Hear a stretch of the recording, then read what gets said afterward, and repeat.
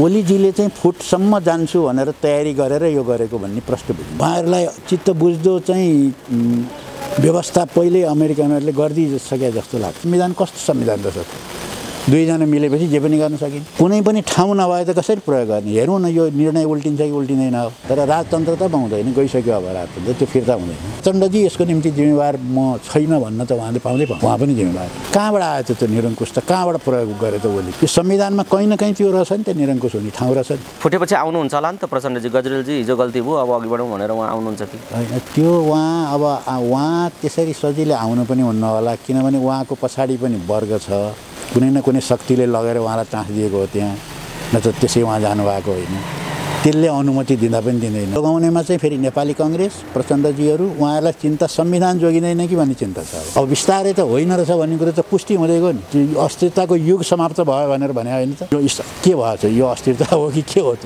यो सडक आन्दोलन काङ्ग्रेसको बाध्यता हो पहिचानै काङ्ग्रेसको सिद्धिएला भन्ने हो व्यक्ति हत्याकै राजनीति पक्रिहाल्यो विप्लव समूहले भन्ने त्यो अरू डकुमेन्टहरूबाट त्यो देखियो ओलीजीलाई कारबाही गरियो भने पार्टी फुट्छ यो जुन अध्यादेश हो यो पहिले एकपल्ट यो अध्यादेश ल्याएर फेरि फिर्ता गरेकै अध्यादेश संवैधानिक कु पनि उहाँलाई पार्टीले कारबाही गर्ने स्थिति देखिन्छ अहिलेसम्म त्यहाँका पदहरू पनि सबै कब्जा गर्ने र निरङ्कुशता लागू गर्ने संविधानलाई केही जस्तो पनि ठानिएको छैन ओलीजीलाई अविश्वासको प्रस्ताव राखेकै उहाँले हो त्यो कति निरङ्कुश हुँदो रहेछ यो व्यवस्था भन्ने पनि त बुझियो नि सभामुख गइदिएको भएदेखि त्यो नियमअनुसारै हुन्थ्यो त्यो बैठक राजपत्रमै प्रकाशित नभइकन उहाँ बैठक बसिरहेको नयाँ उसको बैठक बस्छ संवैधानिक परिषदको प्रकारले शत्रुतापूर्ण सम्बन्ध भएका दुईटा पार्टीमा यो कसरी एकता भयो त अब राष्ट्रपति र प्रधानमन्त्री मिलेपछि त यी जम्मै संविधान त जम्मै संशोधन गर्न सकिने रहेछ नि त धाराहरू तान्त्रिक गणतन्त्रलाई समाप्त पारेर राजतन्त्र ल्याउनु भनेको त पश्चगमन हुन्छ त्यो हुँदैन अनि राति जाने र यस संवैधानिक पदहरूमा बार्गेनिङ गर्ने त्यहीँ गएर चाहिँ बार्गेनिङ गर्ने त्यहाँबाट बढी सुविधा लिने उनीहरू त यही लाइनमा गए भनेपछि त यो पार्टी त सत्ताधारी पार्टीको दलाल जस्तो हो हिन्दू धर्म र राजतन्त्रलाई उनीहरूले जोडेर ल्याउने गरेको छ अब यो कार्यगत एकता आफै नै एउटा मोर्चा बनेर यसको नेतृत्व दिन चाहिँ अब एउटा ठुलो चुनौती छ आदरणीय दर्शक श्रोता पछिल्लो विकसित राजनीतिक घटनाक्रममाथि केन्द्रित रहेर कुराकानी गर्नका निम्ति देशभक्त जनगणतान्त्रिक मोर्चाका संयोजक एवं माओवादी आन्दोलनका प्रभावशाली नेता सीपी गजरेलसँग कुराकानी गर्न गइरहेको छु गजरेल सर स्वागत छ यहाँलाई धन्यवाद ओलीजीले अध्यादेश मार्फत यो संशोधनका कुराहरू अगाडि बढाउनु भयो मानिसहरू आलोचना गरिरहेका छन् यो संशोधन केका लागि हो र यसलाई कसरी हेर्नु भएको छ तपाईको पार्टीले कसरी हेर्छ बताइदिनुस् त अब यसलाई मानिसहरूले के आशंका गरिरहेका छन् भने अब उहाँले एउटा निरङ्कुश शासन सञ्चालन गर्ने तयारी गरिराख्नु भएको छ त्यसको कारण के छ भने अब उहाँकै पार्टीभित्र जुन अन्तर्विरोध छ त्यसमा उहाँ त अल्पमतमा हुनुहुन्छ अब सबै मुख्य चाहिँ कमिटीहरूमा उहाँ अल्पमतमा हुनुहुन्छ सचिवालयमा अल्पमतमा हुनुहुन्छ स्थायी समितिमा हुनुहुन्छ केन्द्रीय समितिमा अल्पमतमा हुनुहुन्छ र उहाँहरूको अन्तर्विरोध एउटा क्लाइमेक्समा पुगेको छ र उहाँलाई पार्टीले कारबाही गर्ने स्थिति देखिन्छ अहिलेसम्म एउटा पदबाट त हटाउने चाहिँ निश्चितै जस्तो देखिन्छ र त्यो चाहिँ बहुमतले चाहिँ सजिलै निर्णय गर्न सक्छ भनेपछि अब पार्टीले उहाँलाई कारबाही गरेको अवस्थामा चाहिँ कसरी चाहिँ आफू चाहिँ शासनमा बसिरहने भन्ने उद्देश्य साथ यो चिज आयो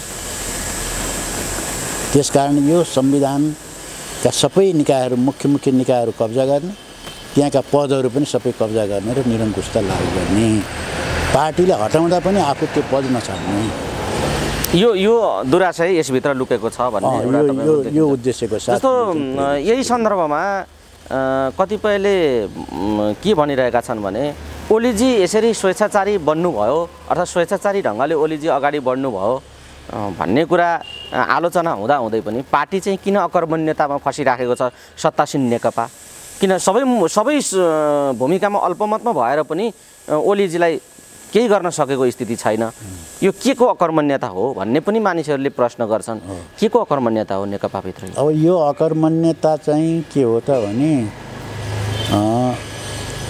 उहाँलाई ओलीजीलाई कारबाही गरियो भने पार्टी फुट्छ यो कुरा निश्चितै हो सबैले बुझेकै कुरा हो अब पार्टी फुट्ने भइसकेपछि यो सरकार पनि ढल्छ त्यो बढी सम्भावना छ हैन। त्यो सम्भावना भइसकेपछि अब सरकार ढल्ने शर्तमा चाहिँ अब ओलीजीसँगको चाहिँ अन्तर्विरोधलाई त्यो ठाउँसम्म पुर्याउने कि नपुर्याउने भन्ने चाहिँ उहाँहरूले सोचेको कुरा यही हो। र उहाँहरू के चाहनुहुन्छ भने सरकार पनि नढलोस्, किनभने यो पार्टी एकता भएकै सरकार बनाउनको लागि हो। शासन सत्ता चलाउने, त्यहाँबाट अकुत सम्पत्ति जम्मा गर्ने, अनि त्यहाँबाट आफ्ना मान्छेलाई भर्ती केन्द्र बनाइदिने र सबैलाई चाहिँ भर्ती गर्ने र आउने चुनावहरू पनि जित्दै जाने र कैयौँ वर्षसम्म शासन गर्ने सपना देखेर यो चाहिँ एकता भएको हो नि त। कुनै विचार मिलेर, राजनीति मिलेर, सिद्धान्त मिलेर भएको एकता त होइन यो। त्यसो हुनाले चाहिँ त्यो सरकार ढल्यो भनेदेखि त उहाँहरूको एकताको चाहिँ अर्थै भएन, त्यो उद्देश्य पुरा नहुने भयो। त्यसकारण उहाँहरू के गर्न चाहनुहुन्छ भने सरकार चाहिँ नढलोस्, त्यो पहिलो शर्त हो उहाँहरू। गजरेलजी, यो जुन किचलो छ नेकपाभित्रको अहिलेको किचलो, यो किचलोको परिणामस्वरूप यो केही न केही त्यसको अन्तर्विरोध र किचलो पनि यो अध्यादेशमा अभिव्यक्त भएको छ भन्ने कुरालाई मान्ने हो भने अब यो अन्तर्विरोध त अझ चुलिने देखिन्छ। यो घटनाले अन्तर्विरोध चुलिने देखिन्छ। यस पछाडि नेकपाको गन्तव्य के भन्ने कुरा पनि प्रश्न छ कि फुट अनिवार्य हो। अब चाहिँ के देखिन्छ भने जस्तो यही अध्यादेशकै संवैधानिक परिषदकै कुरा गरौँ। संवैधानिक परिषदको बैठकमा सभामुख जानु भएन। सभामुख गइदिएको भएदेखि त्यो नियमअनुसारै हुन्थ्यो त्यो बैठक। सभामुख नगएपछि त्यो बैठक हुन सकेन। त्यसपछि त्यही बिचमा अध्यादेश ल्याइयो र अहिले के भन्दैछ भने त्यो अध्यादेश चाहिँ राष्ट्रपतिले पारित गरिसकेपछि त्यो चाहिँ के अरे उसमा पारित हुनु प्रकाशित हुनुपर्छ नि राजपत्रिकामा। त्यो पनि प्रकाशित नभइकन, राजपत्रमै प्रकाशित नभइकन उहाँ बैठक बसिसकेको नयाँ उसको बैठक बस्छ संवैधानिक परिषदको। त्यतिसम्म पनि अब चाहिँ संविधानलाई उल्लङ्घन गरी संविधानलाई केही जस्तो पनि ठानिएको छैन भनिसकेपछि अब सभामुख उपस्थिति नहुनुको चाहिँ अर्थ त चाहिँ प्रष्टै छ। किनभने प्रचण्डजी त्यसको पक्षमा हुनुहुन्न। तपाईँले अहिले नजानुस् भनेर उहाँहरूको सल्लाह नभएरै नगएको भन्ने कुरा त प्रष्टै आइसकेको छ। त्यसो हुनाले अब यो अवस्थामा र यो चाहिँ जुन अध्यादेश जारी भयो, यो चाहिँ जस्तो प्रचण्डजी, माधव नेपालजी र झलनाथजी सबैले विरोध पनि गर्नुभयो सार्वजनिक रूपमा, यो गलत हो भनेर। त्यसै हुनाले अब यो फुटतिर बढी उन्मुख भयो। उहाँले जतिसुकै नचाहे पनि अब ओलीजीले चाहिँ फुटसम्म जान्छु भनेर तयारी गरेर यो गरेको भन्ने प्रश्न बुझिन्छ। यो कार्यशैलीको समस्या हो या राजनीतिक सैद्धान्तिक रूपमै बहस हो यो किचलो? यो त भागभण्डाको कुरा हो, लोभी पापीहरूको चाहिँ झगडा हो यो भन्ने टाइपको मान्छेले बुझिराखेका थिए। होइन, यो त सैद्धान्तिक बहस हो भनेर पनि उनीहरू व्याख्या गरिराखेका छन्। कतिपय मानिसहरू, पार्टीभित्रका नेताहरू त्यसो भनिरहेका छन्। यो भागभण्डाको किचलोले विभाजनतर्फ लग्यो कि सैद्धान्तिक यहाँ कुनै आधार पनि छ यिनीहरूको यो किचलोमा? अब यो मुख्य चाहिँ अघि पनि मैले भनिहालेँ, यो एकताको उद्देश्य चाहिँ के हो भने भागभण्डै, सत्तामा जाने अनि अकुत सम्पत्ति जम्मा गर्ने अनि अर्को चुनावको लागि तयारी गर्ने अनि यो जुन राज्यका जुन संस्थाहरू छन् तिनलाई चाहिँ भर्ती केन्द्र बनाइदिने, सबै संवैधानिक पद पनि कब्जा गर्ने, यो उद्देश्यका साथ एकता भयो। अब त्यसकारण चाहिँ यो कुनै नीति विचार मिलेर भएको होइन। किनभने त्यतिखेर एकता हुँदाखेरि नेकपा एमाले र नेकपा माओवादी केन्द्रको बिचको चाहिँ अन्तर त मेटिएको थिएन, त्यो त यथावतै थियो। त्यो एक प्रकारले केही समय अगाडिसम्म उहाँहरूको सम्बन्ध कुनै मित्रवत सम्बन्ध नि थिएन। किनभने प्रचण्डजी चाहिँ नेपाली काङ्ग्रेससँग एलायन्स गर्न गइसक्नु भएको थियो नि त। जस्तो उहाँको चाहिँ स्थानीय निर्वाचनमा उहाँको छोरीलाई जिताउन चाहिँ उहाँ देउबाजीलाई लिएर जानुभयो, उहाँले चिताउनु। त्यहाँबाट गएर उहाँहरूको चाहिँ नि एलायन्स भएर चाहिँ उहाँ प्रधानमन्त्री बन्नुभयो। ओलीजीलाई अविश्वासको प्रस्ताव राखेकै उहाँले हो होइन। त्यस्तो सम्बन्ध भएको, त्यस्तो नराम्रो सम्बन्ध भएको, एक प्रकारले शत्रुतापूर्ण सम्बन्ध भएको दुईवटा पार्टीमा यो कसरी एकता भयो त? चमत्कारै भयो भन्ने मान्छेले। चमत्कार के को लागि भएको थियो भने अब दुई थरी मिल्दा चाहिँ अब हामीले यो शासन कैयौँ वर्षसम्म चलाउन सकिन्छ। हामीले अब सबै चाहिँ संस्थाहरूमा जम्मै आफ्ना मान्छे भरिदिने, आफ्ना कार्यकर्ता लगेर फिट गरिदिने, अनि त्यहाँबाट जतिपल्ट चुनाव गरे पनि धाँधली गर्ने नि भयो। प्रहरीमा पनि अब त्यसै गरी चाहिँ नियुक्ति गर्ने जो अहिले भइरहेछ नि। त्यहाँ चाहिँ कुनै रेकर्ड पुरानो रेकर्डहरू हेरेर ओरेर होइन, आफ्नो फेभरको को छ त्यसलाई चाहिँ जहाँ पनि पुर्याइदिने। यो सबै गएर भर्ती गरिसकेपछि त अब त्यहाँ त अर्कोले चुनाव जित्नु त ठाउँै रहँदैन। मुख्य उद्देश्य त्यसलाई राखेको हो। तर गर्दै जाँदाखेरि के भयो त भने उहाँहरूको बिचमा कतिपय राजनीतिक मुद्दाहरू पनि अगाडि आए। जस्तो अब एमसिसीको कुरा आयो। अब एमसिसीको कुरा आउँदाखेरि ओलीजीहरूलाई मलाई लाग्छ उहाँहरूलाई चित्त बुझ्दो चाहिँ व्यवस्था पहिले अमेरिकनहरूले गरिदिइसके जस्तो लाग्छ। उहाँको मन्त्रीले त्यसलाई पारित नगराइ नछोड्ने ढङ्गले चाहिँ उनी हिँडेका थिए होइन। र उनले अमेरिकनहरूले चाहिँ उनलाई चाहिँ अब बिच बाटोमा नछोडिदियो भनेर उनले राजदूत पनि बनाए अमेरिकी प्रेसरले। त्यस कारण चाहिँ त्यो ओलीजीले त्यो पारित गर्न चाहनुहुन्थ्यो। अब अरू चाहिँ नेताहरू त्यसको विरोधमा उभिए होइन। त्यस्तै राष्ट्रिय स्वाधीनताका अरू मुद्दाहरू कैयौँ कुरामा उहाँहरूको मिलेन। त्यो राजनीतिक मुद्दा पनि अहिले आएको छ। दुईटै कुरा मिसिया छ। उहाँहरूको स्वार्थ पनि मिसिया छ, त्यसकारण अनि त्यहाँ राजनीतिक विषय पनि आएको छ। सिपीजी, तपाईँहरू यो संसदीय व्यवस्थाको विरुद्धमा विचार राख्नुहुन्छ र विरुद्धमा तपाईँहरूको पार्टी र आन्दोलन केन्द्रित छ। जसरी ओलीजीले संसदीय व्यवस्थामाथि प्रश्न उठाइदिनु भयो, लाटाको धोती बनाइदिनु भयो, तपाईँहरूलाई त मजै लाग्यो होला नि त यो विषय? होइन, हामीले त भनेका थियौँ यो टिक्दैन भनेर त पहिल्यै भनेको थियौँ नि। यो ओलीजीको यो अहिले जो भइरहेको छ त्यो भनिरहँदाखेरि कसैलाई पनि विश्वास थिएन, तपाईँहरूलाई पनि विश्वास थिएन। किनभने त्यस्तो जाजल्यमान भएको बेलामा, 2/3 बहुमतले आएको बेलामा यस्तो हुन्छ भनेर भनिदिँदाखेरि त त्यो कसैलाई पनि चित्त बुझेको थिएन। आखिर त भयो त्यही हेर्नुहोस्। किनभने यो व्यवस्थाले यो समस्या हल गर्नै सक्दैन। यो कति निरङ्कुश हुँदो रहेछ यो व्यवस्था भन्ने पनि त बुझियो नि। आज त सारा भन्छन्, मैले बिहानदेखि हिजोदेखि चाहिँ मैले यो न्युजहरू सुन्दैछु। अब सबैले के भन्न थाले भनेदेखि यो त निरङ्कुशतातिर गयो। कहाँबाट आयो त्यो निरङ्कुशता? कहाँबाट प्रयोग गरे त ओलीले? यो संविधानमा कहीँ न कहीँ त्यो रहेछ नि त, निरङ्कुश हुने ठाउँ रहेछ नि। अब राष्ट्रपति र प्रधानमन्त्री मिलेपछि त यी जम्मै संविधान त जम्मै संशोधन गर्न सकिने रहेछ नि त। धाराहरू निलम्बित गर्न सकिने रहेछ, सबै कुरा गर्न सकिने रहेछ नि। यो संविधान कस्तो संविधान रहेछ? दुईजना मिलेपछि जे पनि गर्न सकिने। अब उहाँहरू अहिले यस्तो किसिमको ओलीजीको निर्णय भइसकेपछि त्यो पुग्नै पाएको छैन। उहाँले चाहिँ त्यसलाई चाहिँ स्वीकृत गरिसक्नुभयो। अब यदि रेडी भएर चाहिँ बसेको जुन स्थिति छ, दुईजना मिलिसकेपछि त जे पनि गर्न सकिने रहेछ। यो निरङ्कुशता अनि त्यहाँबाट यो तानाशाही जो चाहिँ लागू गर्न खोज्दैछ सरकारले, अहिले त के पनि भन्दैछ भने यो 17 साल पुस 1 गते फर्किने हो कि भन्ने समेत कुरा गर्न थाले। त्यस्तो चर्चा गरिराखेका छन्। 17 साल वरिपरि आइपुगेको राजनीति भनिराखेका छन्। भनेपछि त यो ठाउँ त त्यहाँ रहेछ नि। 17 सालको चाहिँ संविधानले एउटा ठाउँ दिएको थियो राजालाई इमर्जेन्सी अधिकार प्रयोग गर्ने। त्यही प्रयोग गरे महेन्द्रले। अहिले पनि त त्यो रहेछ नि त।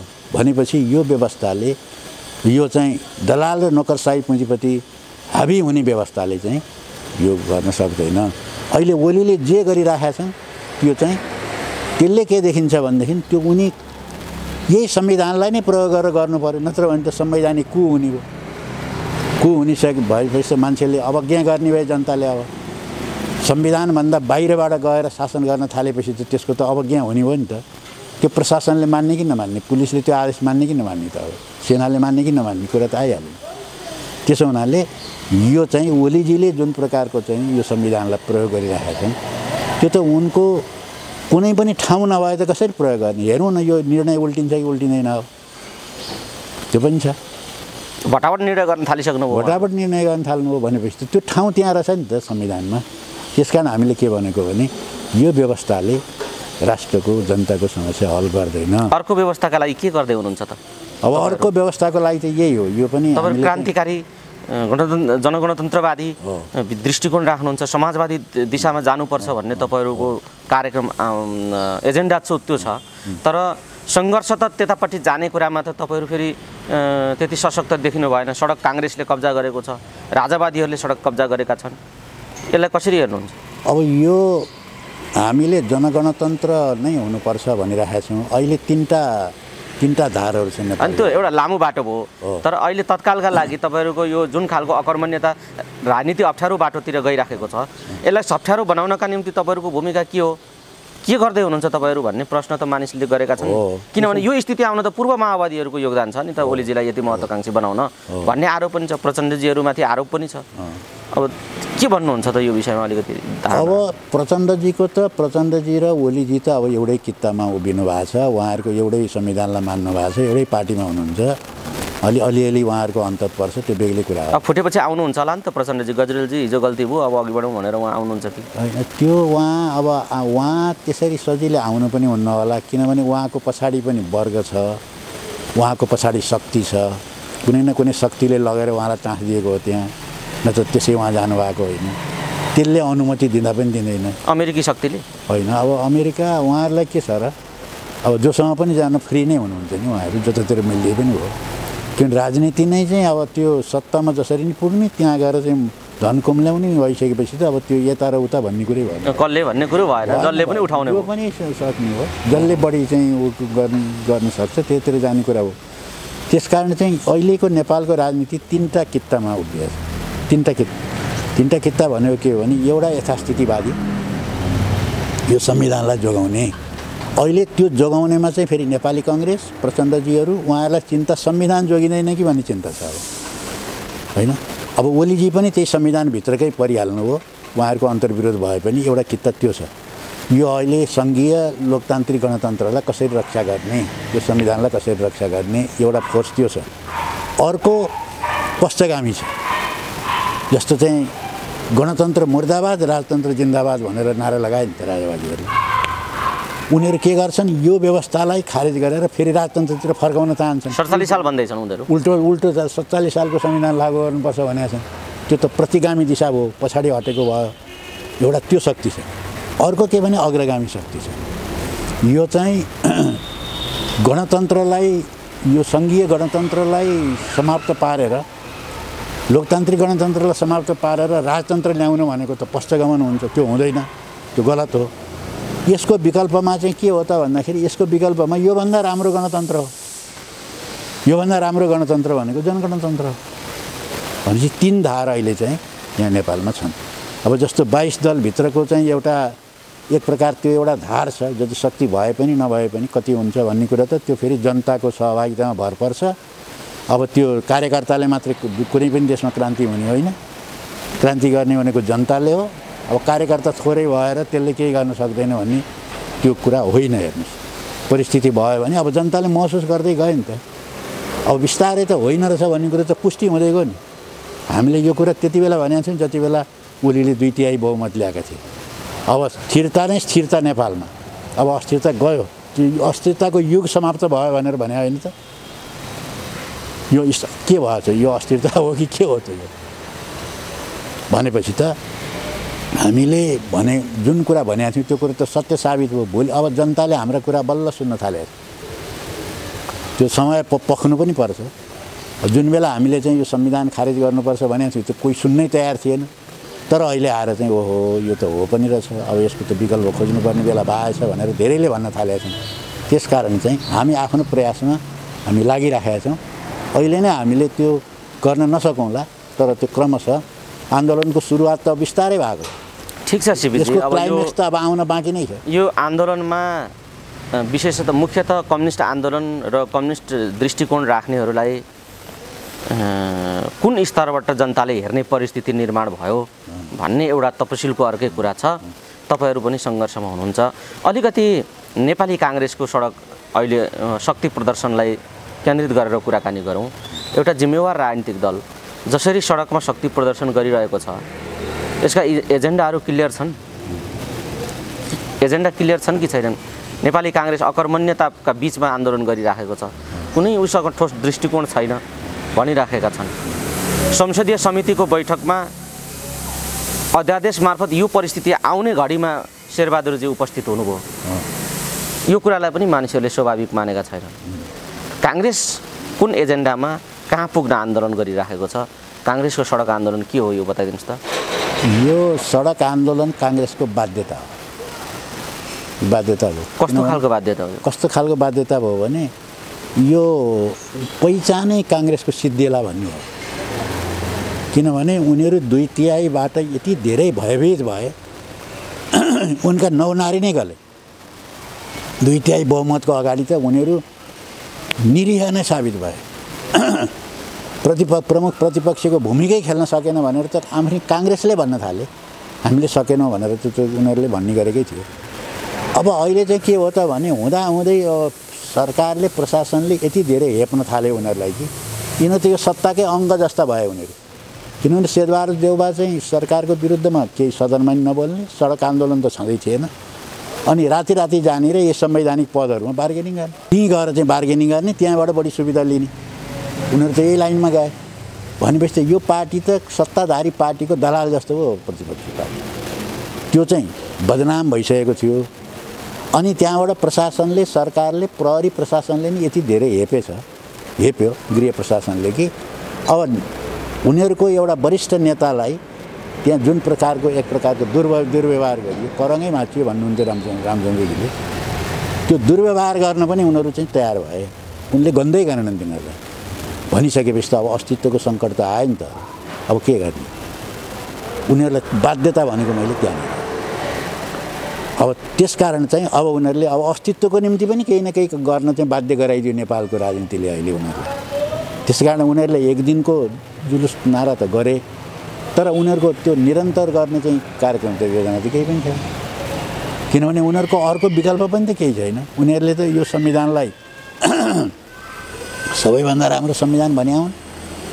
अब यो संविधान बदल्ने उनीहरूको कुरै छैन, व्यवस्था बदल्ने कुरै छैन। तर काङ्ग्रेसका जिम्मेवार नेताहरू त जनमत सङ्ग्रहद्वारा हिन्दू राष्ट्रका लागि जनमत सङ्ग्रह भनिराखेका छन्।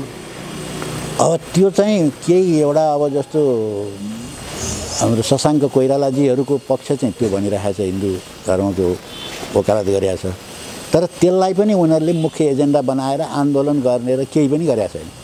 उनीहरूले भनिदिन्छन् यस्तो हुनुपर्छ भनेर, त्यति मात्रै सीमित छ। त्यो कुनै खास आन्दोलन त्यसको निम्ति उनीहरूले गर्ने तयार छैनन्। सिपीजी, एउटा कुरा जस्तो राजावादीहरू यो व्यवस्थामाथि प्रश्न उठाइराखेका छन्, उनीहरूका दृष्टिकोणमा त्यो स्वाभाविक पनि हो। किनभने गणतन्त्र नरुचाउनेले प्रश्न उठाउनु स्वाभाविक हो।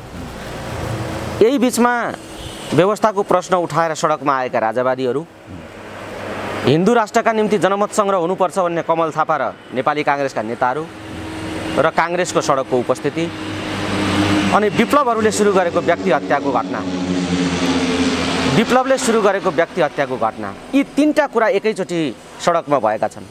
यो कुरालाई मानिसहरूले बहुत ठुलो आशंकाका रूपमा हेरेका छन्। कतै तालमेल त छैन यहाँ भन्ने प्रश्न पनि मानिसहरूले गरेका छन्। सडक साझा हो, जे पनि हुनसक्छ भन्ने तर्क पनि उठेको छ। तपाईँहरू पनि 21 दलको मोर्चा बनाएर सडकमै हुनुहुन्छ। यो सडकबाट पाक्न खोजेको खिचडी के हो बताइदिनुहोस् त। अब यो सडक चाहिँ के हो भने यो संसद चाहिँ अब त्यो सांसदहरू, संसदमा जाने पार्टीहरू, यिनीहरूले खेल्ने भूमिका खेल्ने हो। त्यो संविधानभित्र रहेर त्यहाँ भूमिका खेल्ने, अलिकति सुधार गर्ने, आफ्नो पक्षलाई बलियो गराउने, अब यही हो यिनीहरूको। अब कार्यकर्ताको संरक्षण गर्ने, यही यो संसदले खेल्ने भूमिका त्यही हो। त्योभन्दा बाहिरका कुरा त आखिरमा के हुन्छ भने सडकमै गएर हल हुन्छ। किन सडक भनेको चाहिँ शक्तिशाली हुन्छ, त्यो संसदभन्दा पनि माथि हुन्छ त्यो। किनभने संसदले गर्न नसकेका कामहरू सडकले गरिदिन्छ।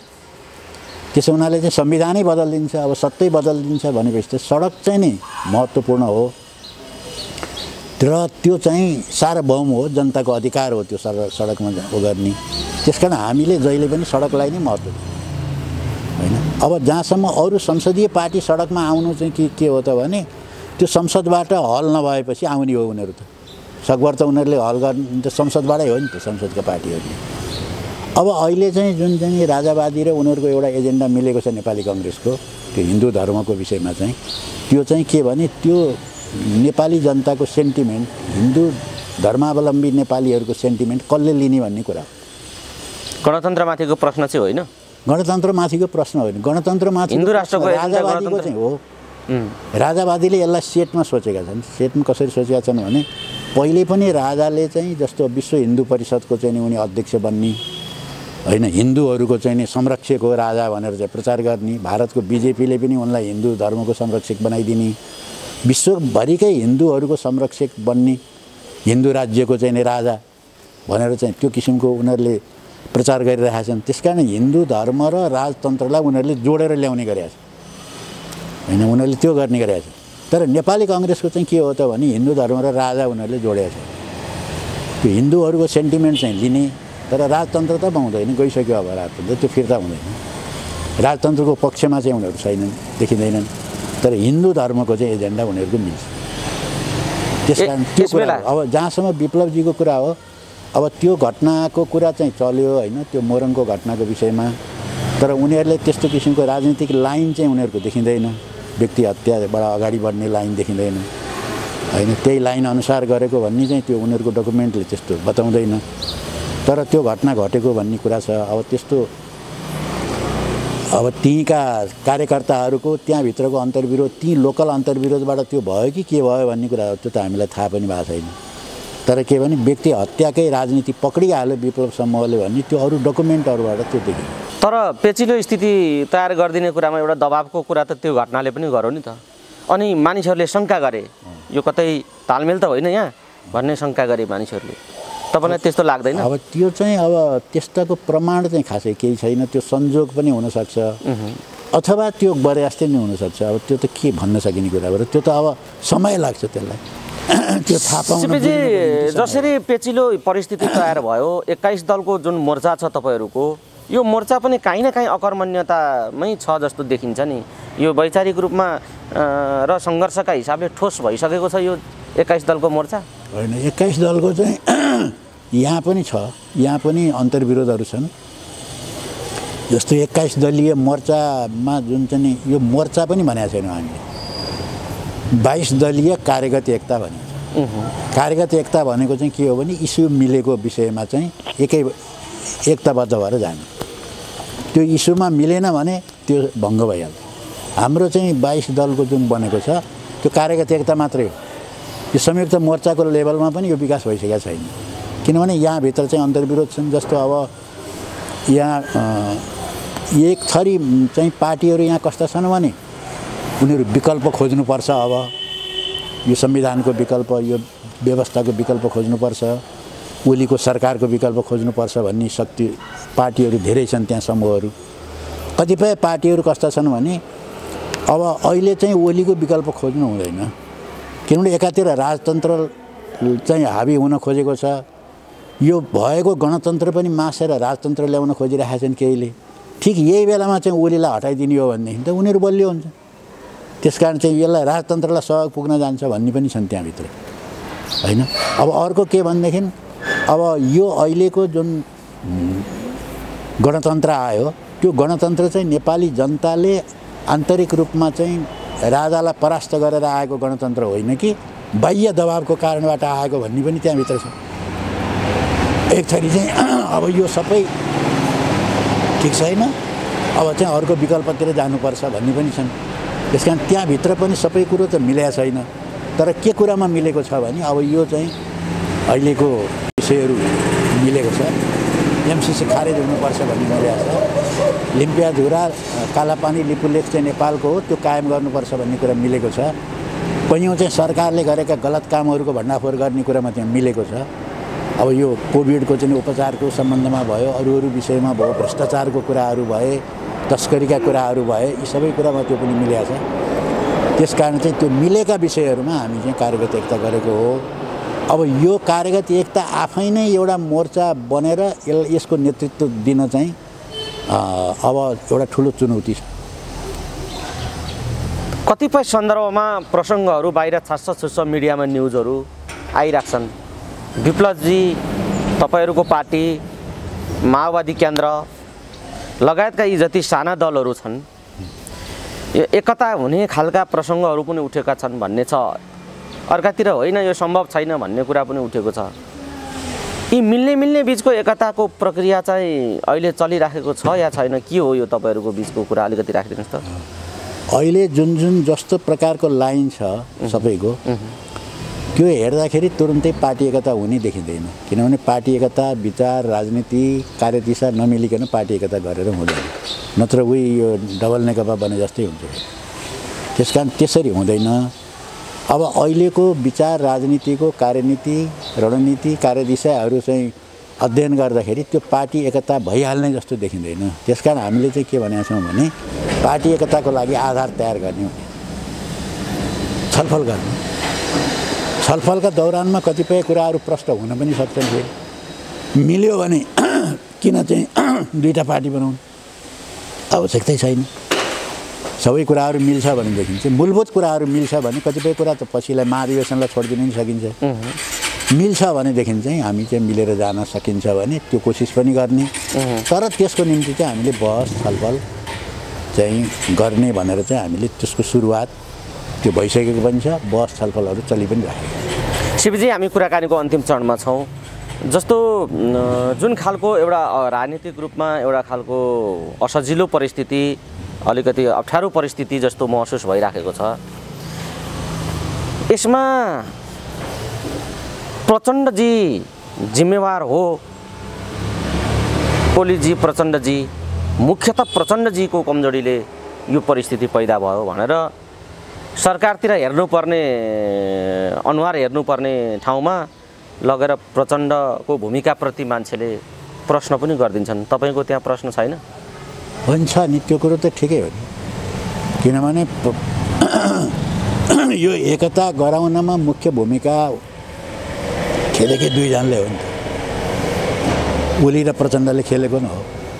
उनीहरूको केन्द्रीय समितिले नै पारित गरेको थियो एकता हुनुपर्छ। ल पार्टीले पारितै नगरेको विषयलाई लगेर दुईजनाले ल हाम्रो एकता भनेर राष्ट्रिय सभागृहमा चाहिँ हात उठाएर ल हामी दुईटा पाइलट भयौँ, जेट प्लेन उडाउने भइयो भनेर उनीहरूले गरेका न हुन् होइन। त्यो कुरो त यथार्थ त हो, त्यो हो नि त। त्यसकारण चाहिँ अब यदि दुईटा पार्टीहरू मिलेर साँच्चै नै उनीहरूले जनतालाई झुक्क्याउन भने जस्तै गरी यो देशमा समृद्धि नै समृद्धि ल्याएको भएदेखि त्यहाँबाट समाजवादतिर उन्मुख भएकै भए त श्रेय त दुवैजनालाई जान्थ्यो नि त।